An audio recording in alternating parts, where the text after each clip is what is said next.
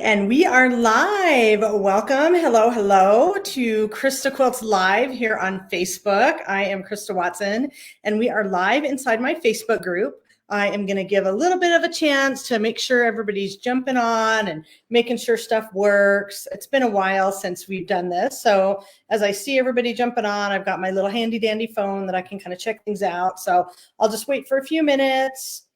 It's been a while since I've done these lives, but I see that people are starting to jump on. We're here on StreamYard. And so the only thing with StreamYard is it doesn't always show me everybody's names, but I will kind of look. I've got my little phone here that I can kind of check and see, like Michelle is saying hi, and good to see as people are jumping on. So we are going to do these Facebook Lives every Tuesday at 2 p.m. Pacific time here in my Christa Quilts Facebook. They will be recorded. I will play them back later in my Facebook group, and I will also post them to my YouTube chat and my YouTube channel. And kind of the way that they're going to work, let's see, kind of play with the hair and all that. Go ahead as everybody's getting settled in. Say hi, where you're from. We've got Michelle. We've got somebody from Florida piping in. I'm here in Las Vegas. You guys, it's beautiful weather. It's 70 degrees. I was literally just in my pool, just got out of the shower, blow dried the hair, did all that kind of stuff. You guys won't believe how many times I actually work in my pool because it's just gorgeous out here. But as everybody's jumping on, the way these are going to work is I want them to be very interactive. I want you guys to say hi, chat with each other, chat with me. Those of you that know me know that I talk about 1,000,000 miles an hour. But the way I want to do this is just kind of have an introductory chit chat, let you guys know what I'm currently working on. Then we kind of get into the meat of our topic, which this week we're talking about fabric design. So since this is interactive, as you guys want to chat with me, just put your little comment in the chat. This little piece of hair is bugging me, but it's okay. It's live. It's good.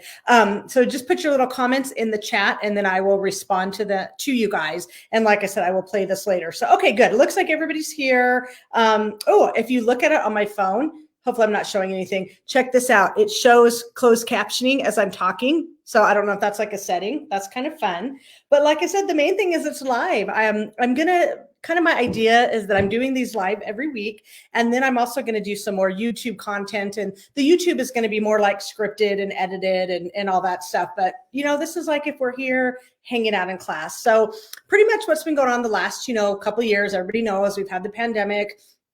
I had a lot of stuff I had to deal with. You guys had a lot of stuff you had to deal with. But as I say, I kind of put out all the fires. I got all my ducks in a row. And so I'm ready to start sharing more content. So in all that time, what have I been up to? Let's just kind of check everybody's chats. Hello from Ohio and San Antonio, Texas, and New Hampshire. Cold. Oh, you want to take a class with me one day? That would be amazing. I would love for you to take a class. I am starting to teach now. And I am starting to travel. I was supposed to, I'll tell you guys this too. I was supposed to teach at Quilt Festival, but we kind of had a family emergency I had to deal with. And so I wasn't able to go, but my next teaching event is going to be at QuiltCon in Arizona, right? Phoenix, Arizona in February. My classes are sold out. I do have room. Do I have a lecture? No, I don't think I have a lecture, but I have a couple classes. I will be there the whole weekend. So you guys are at QuiltCon. I've got some things coming up just around the country, and I'm always happy to go different places. So what I'm trying to do right now is I'm trying to check out and see who's here. Michelle and Annette and Carol, Deborah, Barbara, Nancy. Hey there. Valerie, Lisa, and some more folks. Okay, we're good to go. Sorry about the kind of the mindless chit chat. So anyway, what have I been working on lately? So I just barely sent in my next book. I actually am switching publishers, which it's in my contract. I can switch publishers, and that's like totally fine. There's no penalties or anything like that. So it'll be with a new publisher. A new book coming out next summer. I won't tell you too much about it until it's ready to pre-order, but that was a huge kind of, just a big kind of monkey on my back because of the pandemic, things got delayed. It kind of works out okay though, because like my latest book that I just came out with, my 99 machine quilting designs that most of you guys have, this book was, ended up being delayed. So my next book ended up being delayed. So it all works out. Fabric got delayed, books got delayed. But anyway, I'll talk about this in just a second. So I finished up my next book. I just came out with my black, white, and bright fabric line, which is behind me, which we'll talk more about. I just finished the next fabric line after this one that'll show at Spring Quilt Market. No sneak peeks. But I just finished that one. And so I'm waiting on sample yardage. And then pretty soon I'm going to start designing the one after that. So as you guys get in, and I'll keep looking at your questions if you have it. But basically the way that my fabric design kind of process works is that when I started with Benartex, I decided that I want to design maybe 1 to 2 lines of fabric a year. So my very first line came out in 2017. And then I've done about 2 lines a year. And then because of the pandemic, I slowed it down. And this year and last year, I only released 1 line of fabric. And so starting next year, I'm going to get back on that 2-line process. So before we even get to that chit chat, a couple other things coming up. So I am going to be hosting another quilt along. I haven't done that in a while. And we are going to be making the quilt behind me over there on the ladder. I'll grab the little pattern here. We are going to be making the blooming wallflowers. So that's the other thing I'm working on, is I'm getting this quilt along together because I'm actually going to be remaking it using black, white, and bright, and it looks totally different. The other thing I'm going to do that's a little bit different when I do this quilt along is this version of it. In this pattern that a lot of you guys have, it has full-size templates to make the blocks, and you can also use a specialty ruler.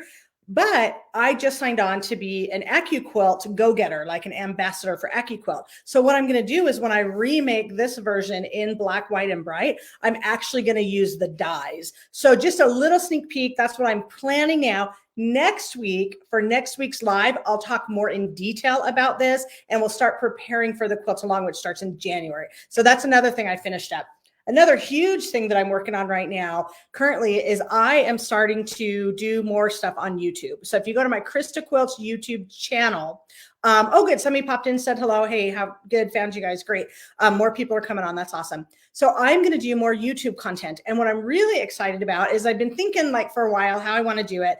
And I want to do a lot of stuff. I want to do like standalone videos. Like I took a lot of video when I was making this quilt. So like I want to show you how to make the quilt from start to finish. I want to do more quilt along stuff. I want to do more like independent videos. So right now I kind of sit in my spa and like I have a little notepad that doesn't get wet. I'm very careful with it. And I write down all these ideas. So I'm brainstorming right now how to best present content to you. So one idea is these weekly chats that is just interactive, live, spontaneous. And then the other idea is a weekly YouTube series. So right now through the holidays, I'm just going to kind of randomly start popping up stuff on YouTube for you guys to watch. And then hopefully come January, we'll kind of have like a big launch and like different series. And I've been, batting around different names. Because the one thing that I realized, you guys, that I do differently than a lot of other instructors do and teachers and designers, I make all my own quilts. Most designers, and this is not a secret in the industry, so we'll get into kind of behind the scenes chat. Most designers design their quilts. They don't make their quilts. They don't sew their quilts. They don't quilt their quilts. They don't bind their quilts because they're designers. And that's totally fine. Like maybe they'll make a few quilts here and there. Me, I do 2 things. I teach how to make the quilt, like the machine quilting, and then I also do the designing. So because I do every step and I teach every step and my patterns do every step and all that, I make all my own quilts. So I can't make as many quilts in a year, but every stitch is mine. And I don't have any problem if some people just make piece tops. Some people just do the machine quilting. It's totally fine. But for me, I like doing every step of the process. And I thought, okay, if I do every step of the process, I can show you guys every step of the process from the fabric design, all the way down to the binding and the basting and the machine quilting. So I'm trying to figure out how to get all this content out to you guys, get all these video tutorials out to you guys so that if you want to make your own quilt from start to finish, you'll have the tools to do so. Now, I say if. Like I said, if you don't want to quilt your own quilts, if you want to quilt by check or credit card, that's fine. You can still be my friend. If you want to use other people's fabrics, that's totally fine. But I just want to let you guys know that if you want to do the whole thing, you totally can. Okay, just kind of check in comments, all that. Make sure, I know I talk a million miles a minute. Okay, good. You guys are looking forward to the sew along. Everybody's popping in. Excellent. So anyway, YouTube, new books, new fabric, new patterns. It's all on the horizon. That's what's going on. Okay, now that I've shot the breeze for about 10 minutes, and I really only want to keep these at about like a 30-minute talk. I want to keep these short and sweet. We will talk about fabric design. Good day from Australia. Good. Again, I'm kind of checking my phone to see. This is all, technology is all like new for me. So I'm trying to see. I was able to see who was chatting And now I can't. So all I see are your comments. I don't see names. But again, we'll figure this out as we go. So with that said, we're going to talk about fabric design. So again, if you guys have questions, go ahead and put them up there on the screen. So the biggest question that people ask me is, they say, where do you get your inspiration? How do you design fabric? So to answer that question, it's very simple. I get my inspiration from a couple places. The first place I get my inspiration is just the world around me. I go on vacation. I travel when I can. I go on walks. I love color. I love landscape. I love architecture. I am always taking photos. And if there's some architectural detail, if there's some color palette, if there's something, I'm always taking photos. I have a big old folder on my computer that's just called inspiration, and it just has everything in it. And when I'm trying to figure out color palettes or whatever, I pull through it. I'm like, oh, maybe I want to do like some green and red and blue, or maybe I want to do some black and white and gray or whatever. And I just think about that. So I pull from inspiration. Another thing where I pull from is just ideas pop into my head. You guys, the worst thing about being a designer, it's not that you don't have enough ideas. You have too many ideas. So if ideas pop into my head in the middle of the night, I write it down. I have a notepad. I keep a phone next to me. Whatever. I email myself. I write notes to myself. I always have all these ideas. And when they just come to me, I try to write them down. So that's the second place I get my inspiration. My third place I get my inspiration, and maybe it goes kind of hand in hand, is machine quilting. So this brings me back to my current book, 99 Machine Quilting Designs. If you guys don't have this book, add it to your library. It's my fourth book that I've written. They're all different. And in this book, there's basically 99 designs that you can put on your quilt with free motion and walking foot. And the way that it's, there's like a little image of what it looks like. There's some diagrams, there's some detail. Unlike my other books, this one doesn't have any projects. It's basically just little samples. This is my textbook when I teach. Because when I teach, I say, okay, get out a piece of paper, draw out this design, get out your fabric, quilt it, and then go home and apply it to a quilt. And I talk about how to do that. So I get a lot of inspiration. What if I did some squiggles? What if I did some swirls? And so I draw them on paper and then I quilt them out. And now what I do is I take those machine quilting designs and I see if they'll work in fabric. So every single fabric line that I have designed has at least 1, 2, or 3 quilting motifs that I have turned into fabric. So I'll kind of talk a little bit about that. So nature is where I get one of my inspirations. Number 2 is just in my head. And number 3 is a lot of machine quilting designs. Okay, cool. All right, awesome. So good. Yeah, if you guys have questions, ask. So how do I do that? How do I take all this inspiration and how do I distill it down into a fabric line? First, I thought, let's have a pop quiz. Not really, but the current collection right now, which is Black, White, and Bright behind me. Black, White, and Bright. There's the beautiful little jelly rolls right now. This is my 7th fabric collection. I have designed 6. So if you guys want to pop in, let's see if you get bonus points, 5 points. I don't know what you win at the end. Maybe go to Chuck E. Cheese and you win some, stuffed animals or cotton candy. I don't know. But go ahead. If any of you guys can remember any of my other fabric collections, I'll give you guys a second. Oh, somebody says they like my book. They've done multiple projects. Excellent. And don't worry, you guys, if you get here late, I'll put this on replay. So Black, White, and Bright is fabric line number 7. Could anybody put in the comments, and maybe you guys are putting them and I'm not seeing them, any of my other fabric collections that you guys can remember? It's kind of like your children, you may or may not know, and that's totally fine. So my first fabric line that came out in 2017, I'll give you the quick story while some of you guys are, oh yes, Fandangle, Geopop, yep, that's 2 of them. So there's 7 total. So here's the quick story. Back in 2016, I decided after I'd written a bunch of books, it was time to design fabric. So I set about this plan. I said, okay, I'm going to teach myself fabric design. I'm going to figure out what it takes. There was a trade show that I went to that was only happened one time. It was called SoPro. And it was all about getting into the industry of quilting. One of the topics was fabric design. So I thought, okay, I'll go there. I know the other topics were like book publishing, teaching, having an online shop, and I'd already done all those. But I thought, you know what, let me see if I want to design fabric. So I went, and like Pat Sloan was there, Allison Glass, Tula Pink, Sarah from So Sweetness. She was the one that organized the whole event back in 2016. And I listened to these people talk. And I was like, yeah, I want to design fabric. So I set out a plan. I'm going to go home. I'm going to figure out how to do it. 2 days later, after I got home from that conference, 2 days later, Benartex calls me out of the blue, completely out of the blue. And they say, hey, you're a Bernina ambassador. You're a modern quilter. We like your style. Do you want to design fabric for us? I kid you not. I about like fainted because had they called me earlier, I would not have made that decision and I would have not been ready to design it. But had I just come home from a conference and they said, you want to design fabric, it was literally fate. It was literally what I call, good luck. You know what good luck is? Good luck is when preparation meets opportunity. So had they asked me a month prior, I probably would have said no. But since they asked me at the right time and it was on my agenda, I said yes. Right after I said yes, I said, how do you design fabric? I don't know how to do that. So needless to say, they helped me. I have a graphic designer I actually work with at Benartex, where I basically take my ideas, all the, my sketches and my inspirations and my color palettes, and I work with a graphic designer one-on-one, and we go back and forth. So I know I'm kind of getting all over the place. I'll get back to that story in a second on how I design fabric. But let's go back to my fabric collections. Oh, yep, Abstract Garden. You guys are getting them all right. Someone said, I saw your 99 quilting designs on display in a nice quilt shop called Primitive Quarters that mostly does repro fabrics. Oh, that's nice. That's nice. Okay, so 2017, my first line comes out. It is called Modern Marks. Look at that. This is out of print. Can't get this. This is, I should be like, this is probably worth a lot of money now. Anyway, so this is mine. I collect, whenever I design fabric, I keep a couple of jelly rolls, layer cakes, fat quarter bundles in my personal stash that will be shrink wrapped that I have forever. So Modern Marks was my very first collection, all rainbow. So that was number one. This was before they switched their packaging. Second fabric collection, it was called Fandangle right here. This one was kind of cool and warm. And these grays, oh my gosh, those grays. This was my second fabric line. They are reprinting and reprinting and reprinting the grays. You can still get the grays. Everything else is sold out. You can get the pre-cuts. I have pre-cuts in my shop and people have them online and the grays are still available, but that's it. So Fandangle, not Fandango, not the dance, Fandangle. That is a word that means embellishment. And so this was my line all about embellishment. Modern Marks was kind of like modern, they're geometric, they're fun.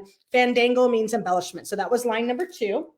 Line number 3 is Abstract Garden. And this is where I realize I am doing all geometrics, all rainbow, all the time, because I cannot draw flowers. But you can't really see, but like this print is called Raised Beds, very abstract, very geometric. The little swirl print that you can barely see, that one's called Blooming Roses, so it's kind of like Abstract Garden based on some of my quilting designs. So that was line number 3.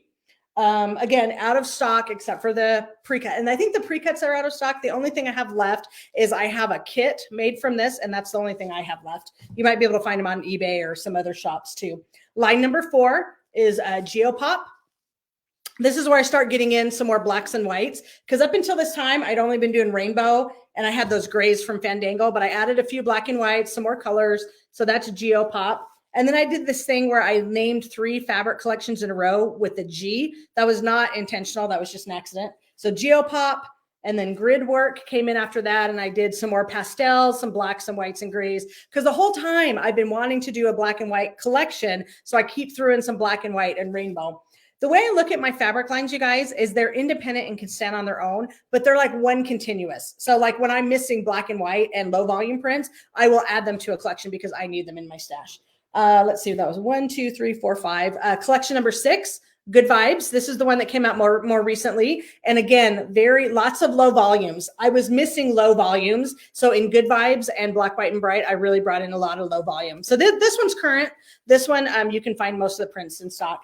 And then of course, Black, White, and Bright. So there we go. So back to my story. So Benartex wants me to design. I say yes. I say, how do I do it? And so I work with the graphic designer. Good. Love the grays. They all work together. Yes. So what I did is I started sketching on paper, and I had a notebook and I had color schemes, and I started off with like colored pencils, and I would draw out little doodles just like I would machine quilt. Then I would give it to Benartex, and then they would put it into the computer and they'd put it into repeat, and then we'd go back and forth. Now, here's a fun little behind the scenes secret. Whenever you see a fabric designer who works for a design company, it runs the gamut of how they design. Some people paint, some people draw, some people do everything on the computer. Some people have an idea in their head, but they can't translate it into fabric. And so they work with a graphic designer like I do to get their ideas out. Some people are like, nobody help me. I'll do every single thing myself. And other people are like, I need more technical help. So really any fabric designer, there's a different way to design for everybody. Some people do more of the design process. Some people do less. For me, I call it a collaboration because I basically turn in stuff to Benartex. I give them swatches, I give them palettes, I give them mood boards, I give them images, I give them whatever. And then I'll give them like design direction. Like I'll say, oh, I really want a polka dot, or I really want a rainbow, or I really want, like I know in my head what I'm going for. I have a theme, I have an idea. And then I work over a series of months back and forth with them. They'll give me images, they'll give me paper. I'll do, my husband used to be a CPA before he quit and worked with me. And you know what CPA means? It means cut, paste, and assemble.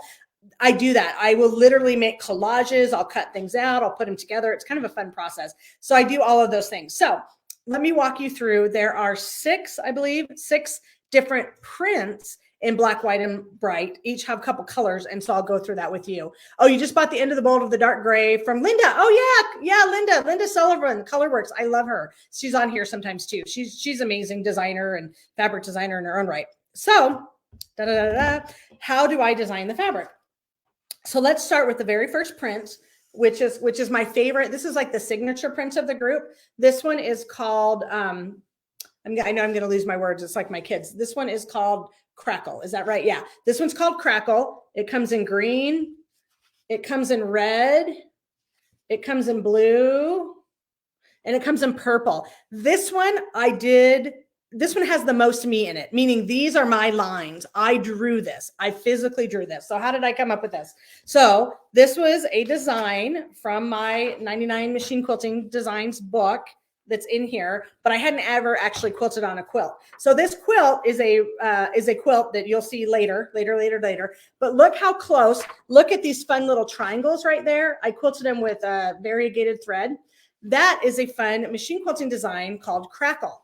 And so I thought, okay, how would that look in fabric? So step number one, as if I were teaching a class, I took a piece of paper, or on my computer, you can do it, and I drew this out. This is me drawing it out. And what's really kind of fun is, you see this little line, like the diagonal there?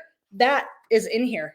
Do you see that? So this is my drawing. This is my drawing. I'm so proud of it. Anyway, so I drew this out and I gave it to Benartex to start. And I thought, okay, this is very boring as fabric. It's black and white, but it needs a punch. I need to add something to it. I mean, you kind of saw the end result, but let me show you how I got there. So first I drew this out and I said, I love this, but it needs a punch. So my first thought, and again, this is all me, is I said, okay, what if I take that and I add little polka dots to it, or little dots at the intersections? And yeah, it was okay, but it wasn't enough. I was like, yeah, it needs more. So that's like phase number 2. Then the third thing I did is I started coloring it in. Oh, really quick. Someone says, do you know if your fabric is available in Australia? Yes, my fabric is available everywhere, but here's the trick. You have to go to your quilt shop and they either have it in their stock or they have to order it from their Benartex distributor. I don't have a list of everybody that carries my fabric. It just doesn't work that way unless they tell me. So you have to go there and you have to request it. Because not everybody can carry, but I know it's available there. I know that Benartex sells to Australia. Your shop just has to get it.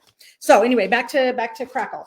So then I took it and I said, okay, what if I colored in some of these places randomly? And that I liked, but again, it was kind of flat. So I said, okay, now what if I colored it in randomly, but you know what? The scale is too big. So going back to my picture, I quilted it very big, and I drew it kind of big, but I knew for fabric, this would not cut up well. So I knew we had to shrink it down. So this is where I go to Benartex and I say, okay, start with this, shrink it down, and let me recolor it. So sometimes I'll do it on paper. Sometimes they'll give me a file. I'll go into Photoshop and I'll start coloring, that kind of thing. So then the next version of it, and I'm trying to figure out color schemes. So like I've got yellow, I've got blue. Obviously these are not the final, because the final is yellow, green, and blue, but that's kind of what I started with. And then I thought, well, what if I want to get away from rainbow? So I started playing around with this more darker color palette. So we shrunk the design down. Okay. We shrunk it down and I started coloring it like confetti with like a red and a yellow and a blue, kind of orangey blue color scheme. Jumping ahead a little bit. Here was an idea of one of the other prints. I was going to do this kind of darker color scheme, but you know what? I didn't love it. I like rainbow. So it ended up being rainbow, but this is kind of what it looked like. So from this point, I'm liking it. And so then it was just a matter of saying, okay, what is my color palette? And for this collection, I wanted backgrounds, but I wanted rainbow. So, you know, blues and greens and purples and reds. Now, whenever I come up with a final design, I ask Benartex, like I'll do a couple of them and then I'll say, okay, now I want them in all the colors. I want to see what it looks like in black and white and gray, you know, and purple and green, you know, all these colors. And so they'll give me about 10 to 12 different versions of blues, different versions of greens. This is where they come in and they put it into repeat. And then I step back and I say, okay, I like that blue, but I want it lighter. I like that red, but it needs more orange. I like that green, but you know, I want it to have 4 different colors of green. So then we go back and forth until we get the print perfect. And that's just for one fabric piece. Okay. So that's Crackle. That's how I came up with Crackle. Then the next print, not necessarily in order, but I knew I wanted a rainbow print. So that kind of goes back to this guy. Rainbow was really easy. So we just did a rainbow print, but you know what? When we started in this color scheme, I liked the Crackle in this kind of warm color scheme. But when we started working on the rainbow print, what does this look like? Does this look like rainbows? No. It looks like macaroni, doesn't it? It looks like macaroni. I'm like, no, this is macaroni. We're not doing macaroni. We have to do rainbow. So it's actually rainbow. So anyway, so the print was very easy. It's just a tossed print. It can cut up very well. And then I said, no, we're not doing the macaroni. So I said, I knew I wanted black. So we got black with all the different rainbow colors. Very easy, getting the scale right. And then I knew I wanted white with all the colors. So I wanted black with color and I wanted white with color. And again, I wanted blues and yellows and greens. There was one, oh, you guys would be so sad. It was black and white and gray, and it was glorious. It was black and white and gray rainbows, but it wouldn't fit in the line. So we cut that one out. And then I wanted another kind of low volume. So then I did purple. So this rainbow, I would have, if I could have my way, every fabric line would have 100 fabrics in it because it would have all the colors and all the designs. But with rainbows, we got the black with the colors, the white with the colors, and then kind of a bluey purple, because I also wanted this line, even though I put them all together, I also wanted there to be very specific color schemes. You know, I wanted you to be able to do black and white. I wanted you to be able to blues and greens, reds, you know, that kind of thing. So if you wanted to separate the prints, you could do it that way. So that was rainbows. Then the next print is really fun. The next print is called Lynx, and it looks like this. This print was an evolution. Benartex really helped me on this. The final design was something that they came up with, but it started as an inspiration from me. So here, let me show you this picture. Let's see, you guys can keep leaving comments if you want to. This is a picture of a bath mat that I took a picture of in a hotel I stayed at in one of my travels. Do you see the little circles? I loved this. I loved it. I loved it. I loved that texture. I took a picture and I said, okay, guys, what can we do with this? So the first thing that Benartex sent back to me, oh, and by the way, this was like 3 years ago. This was back when I was working on like Fandangle. I thought that I would put this into Fandangle like 5 fabric lines ago, but it didn't fit. So the first thing they did is they did a black and white that, and what did they call it? Oh, rounds. You see that right there, rounds or like penny rounds. This had potential, but it was kind of flat and boring. So I said, no, that doesn't work. I set it aside. I said, let's not worry about this, literally like a couple years ago. Then I think for Geopop, we tried again. I said, okay, I've got to do something with this. So then the second iteration of it was this. Like, that's pretty cool, right? That's kind of fun and funky, but it was a little too funky. And so I was like, yeah, I like it, but I put it back in the drawer. And so then I said, no, that's not going to work for Geopop. So then finally, when we came back to Black, White, and Bright, I was like, we've got to do something with this. And so then the next version was this one, which is the final version that I liked. I said, yes, but I want to show you the difference. So when we came up with this, and I said I wanted green and black and white, this was Benartex's first coloring of it for me because they helped me with this print more. I gave them the idea versus me drawing it all out. Some of the prints I do all myself. Some of them they give me suggestions. This was one of their suggestions. I liked it, but I didn't love it. So I took the file, I played around with it, and I don't know if you can tell, this is a brighter green, not only, but also look very closely. Look at all the white in this. There's too much white. The design would get lost. So I flipped the colors. In this one, everywhere there's white, I made it black.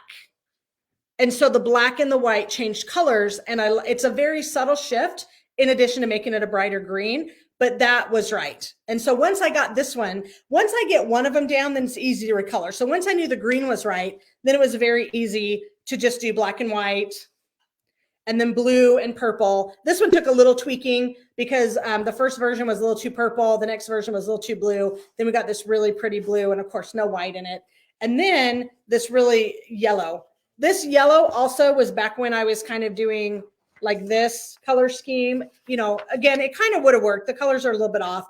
And then this, because I knew I wanted some yellow, you know, at one point, this line was going to be called, instead of black, white, and bright, I think it was going to be called like rainbows and sunshine, you know, which would have been cute. Like, doesn't that look like sunshine and rainbows? So that was one direction, but I was like, no, that's when I started going off and having just stuff that didn't work. So I was like, no, I don't want it to be rainbows and sunshine. I really want it to be black, white, and bright.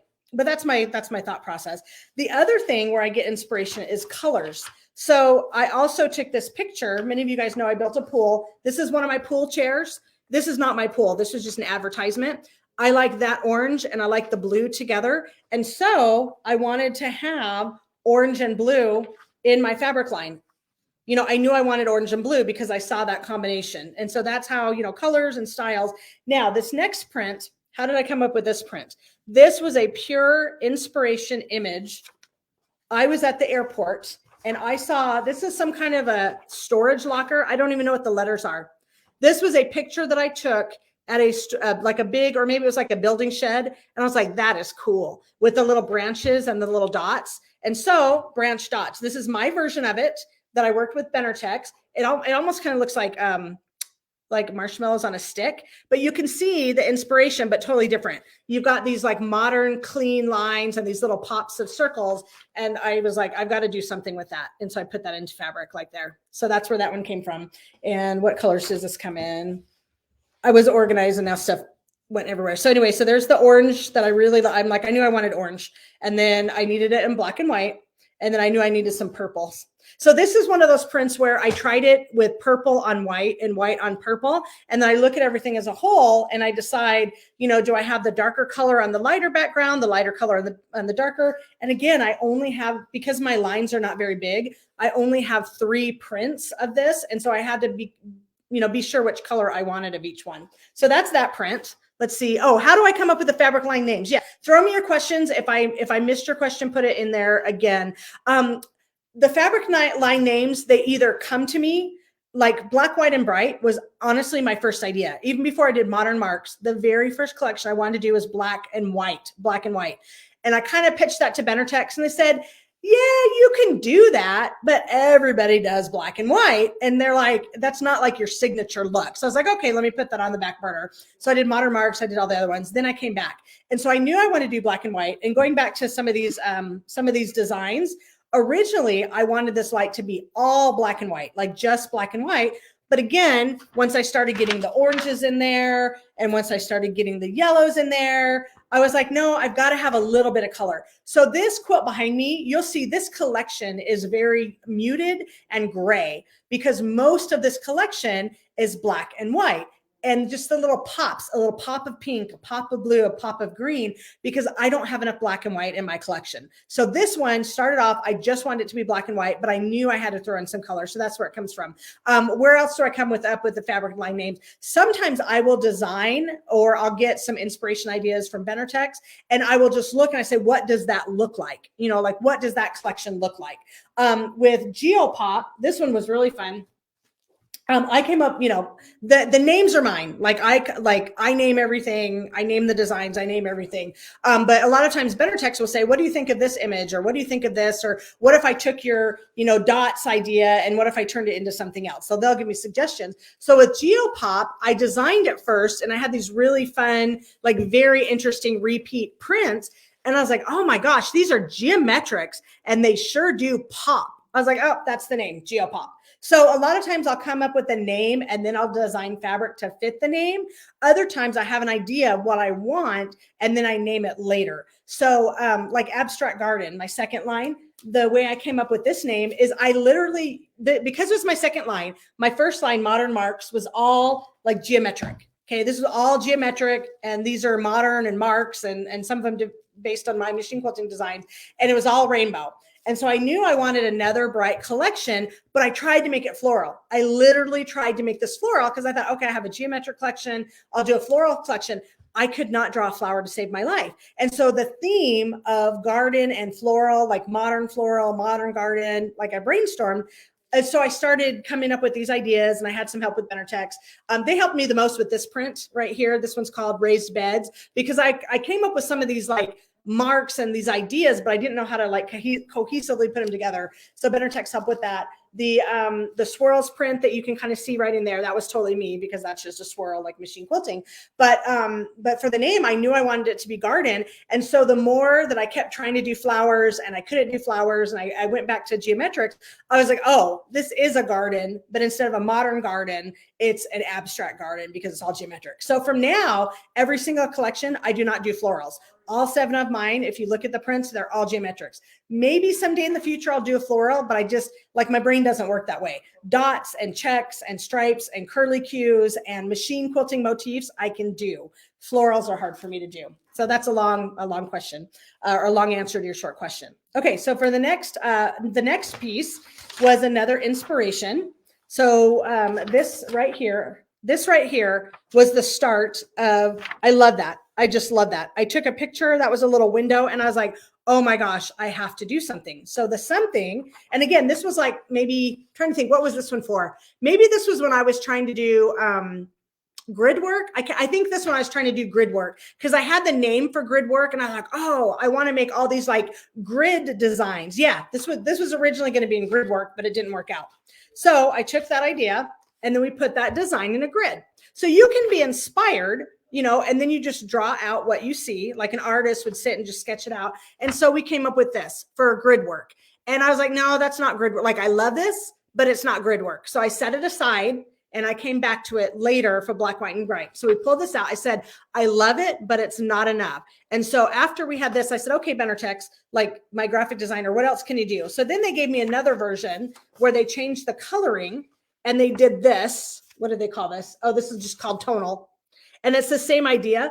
I like it, but I don't love it. So it's too repetitive. Like, it's hard to cut up. And this one is too large. Like, the scale's too large. And so I said, no, we're not going to do this. So this, like, no, we're not doing that. So then I said, okay, what if I take this and I color it? So I took a photocopy of this. I printed out on my computer, and I literally, with markers, I sat and I sketched. And you can even see, like, I colored it in, and I didn't even color it in all the way. And so first I was like, okay, what if I just do these random pops of color? That was fun. That I knew I could work with. And so I did iterations. I did some of them, I did like repeats of color. Some of them I did rainbows of color. Some of them I colored the inside. Some of them I colored the outside. And I just played around until eventually this turned into this smaller scale, and just the middles are colored. And they're colored with, you know, this is the blue and green version, and this one is the yellow and red version, like that. And this is me literally taking this piece of paper and like randomly deciding where the yellows are going to go and where the reds are going to go. So this is me coloring. I should have done this in black and white, and then you could color it in with yourself with markers. So that's how that one came about. And then I said, okay, I love these two, but I still need a black and white. However, again, this is too flat and boring. So I reversed the colors, and then I came up with this piece. So see how it's smaller? So then this one's called double squares, and it has the black and white, it has the red, and then it has the blue, so that it would kind of go in with those colors. Okay, I think I have like one more. The last piece is, I knew I wanted a stripe. So I have this piece called Electric Stripe in blue and red and white and black and white. And so that's easy. I just told my graphic designer, I want kind of like a thinnish stripe, you know, and so she came up with, I said, I want a thin stripe. I want it in a rainbow of colors. And so they gave me several examples. I'm going to grab one over here just to show you. I just banged my foot. Anyway, so these were a couple that we started. We started with like green, and then we started with red and blue. I didn't do this because I knew I already had a green, you know, that was good. So I tossed that out. And then I said, well, I really like the red and blue, but not together. So what if we separate them into red and white? And what if we separate them into black and blue? And so to me, this was more pleasing than this. The other thing, when they gave me this little swatch, I said, that's too like consistent. That's too repetitive. I want it to look a little bit more irregular. So then you see the irregularity in the stripe. To me, that's much more interesting than a plain stripe. Okay, so that is the collection. Now I want to show you a sneak peek of another design that took me, that's not going to be in this collection. It's going to be in collection 8, but it's not going to look like this. Okay, so when I was doing all the black and white and trying to come up with all these ideas, I drew this. I was so happy. I drew this on a piece of paper where I just drew little squares and little dots, and I like copied and pasted and cut it, and I repeated it so the design would go together. And we played with this, and we played with this, and we played with this to try to get it to work, and it did not work. And so I played with it some more. It is not in black, white, and bright. It's a completely different design, and it's going to be in my next fabric line. It doesn't look anything like this, but I want to give you guys, if you can remember this, 6 months from now, when I show you my next fabric line, I'm going to come back to this and you'll see what this turned into. So many times I'm designing fabric and it doesn't work in the current line, but I keep everything. I keep all my swatches.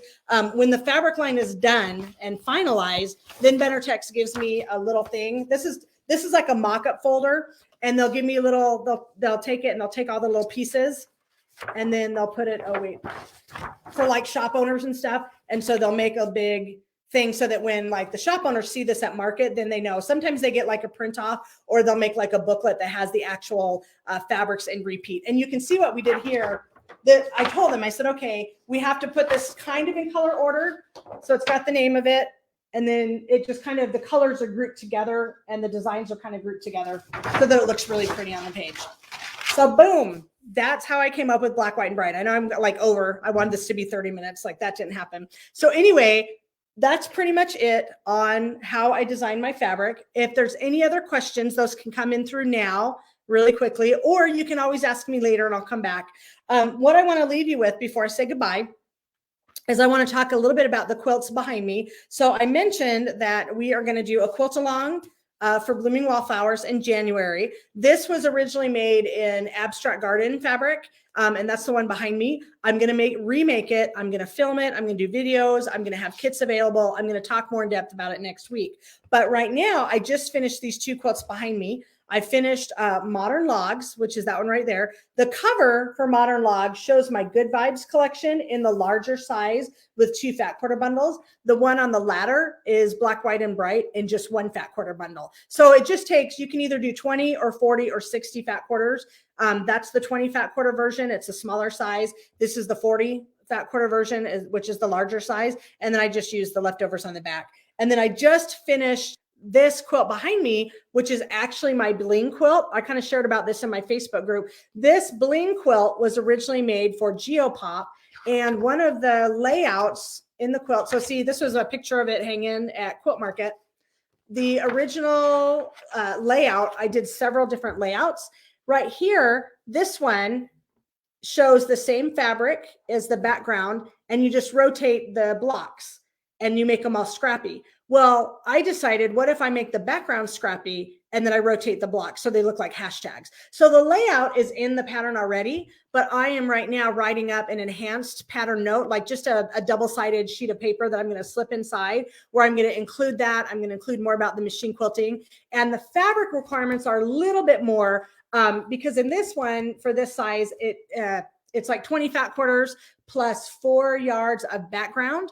But what I did instead is I did 20 fat quarters of the blocks and 20 fat quarters of the background, or it's 2 half-yard bundles. So it ends up being 10 yards of fabric instead of 9 yards. And here it's 9 yards to make. Is that right? 20 fat quarters is 4 yards, or no, 20 fat quarters is 5 yards, right? 20 fat quarters is 5 yards and 4 yards of background. So the normal pattern for that size, the large size, is 9 yards of fabric to make it. But if you make the scrappy background version, you need a little bit more you need more like 10 yards. You need 20 fat quarters of the blocks, 20 fat quarters of background. But then you can use the leftovers for on the back. You can use the leftovers for the binding, and you can use the leftovers as the border around it. Anyway, so the whole point of that is I'm writing up a little enhanced pattern note that I'm going to put in. It should be done by the end of the month. If you already have this pattern, I let everybody know, just send me an email, Christa@ChristaQuilts.com, and I will send you a PDF when it's ready of